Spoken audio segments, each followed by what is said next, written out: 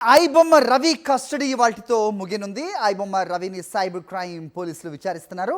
User ID పాస్వర్డ్లు గుర్తులేదు, మర్చిపోయాను అంటూ ఐబొమ్మ రవి సమాధానాలు దాటవేస్తున్నట్టుగా తెలుస్తోంది. బ్యాంక్ ఖాతాల వివరాలపై కూడా రవి నోరు విప్పలేదు.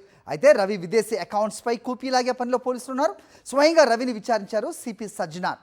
4 రోజుల నుంచి ఐబొమ్మ రవిని విచారిస్తున్నారు సైబర్ క్రైమ్ పోలీసులు. ఇమ్మడి రవికి సంబంధించిన బినామీలపై కూడా పోలీసులు ఫోకస్ పెట్టినట్టుగా సమాచారం. ఫ్రాన్స్, నెదర్లాండ్స్లో ముఖ్యమైన సర్వర్లు ఉన్నట్టుగా పోలీసులు గుర్తించారు.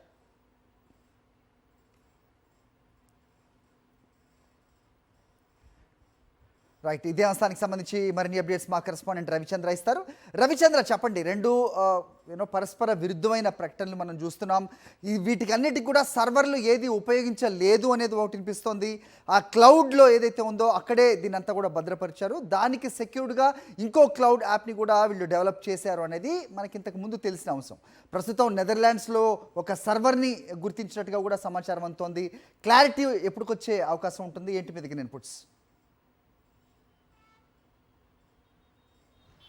అయితే హరి, 5 రోజుల నుంచి ఇవాటికి ముగుస్తుంది. ఇమ్మడి రవి, ఐబొమ్మ రవి విచారణ ఇవాటికి ముగుస్తుంది, పోలీస్ కస్టడీ. అయితే ఇప్పటికీ కూడా ఆయన నుంచి ఎలాంటి సమాచారాన్ని రాబట్టలేకపోయారు. ముఖ్యంగా సర్వర్కి సంబంధించి, డేటాకు సంబంధించి ఎక్కడ ఉంది, ఫ్రాన్స్లో ఉందా, నెదర్లాండ్లో ఉందా, లేదంటే కరీబియన్ దీవుల్లో ఉందా, లేదంటే ఇండియాలో ఉందా, ఎక్కడ ఉందన్న సమాచారం కూడా ఇప్పటివరకు పోలీసులు గుర్తించిన ఒక పరిస్థితి. ఒక విధంగా చెప్పాలంటే సైబర్ క్రైమ్ పోలీసులకు ఐబొమ్మ రవి బొమ్మ చూపిస్తున్నాడనేది దీన్ని బట్టి అర్థమవుతుంది. ఎందుకంటే 5 రోజుల నుంచి ఏ ఒక్క సమాచారాన్ని తీసుకున్నట్టు పరిస్థితి కూడా ఉంది. అంతేకాకుండా మరికొంతకాలం కూడా ఆయనని ఐబొమ్మ రవి లేదా ఇమ్మడి రవిని కస్టడీలోకి తీసుకుంటేందుకు కూడా ప్రయత్నం చేస్తున్నారు పోలీసులు. కస్టడీ పిటిషన్ కూడా వేసేయడానికి అవకాశం ఉంది. అంటే ఇప్పటి వరకు పైరసీకి సంబంధించి విచారణ చేపడుతున్నారు. అంతేకాకుండా ఆయనకు సంబంధించిన అప్లోడ్కి సంబంధించిన వీడియోలపై కొన్ని బెట్టింగ్ యాప్లకు సంబంధించిన యాడ్స్ కూడా ప్రమోట్ చేసినట్టు, వాటికి సంబంధించి కూడా అంటే బెట్టింగ్ యాప్ సంబంధించిన కేసులు కూడా నమోదు చేసినట్టు, దాంతోపాటు ఫారెనర్కి సంబంధించిన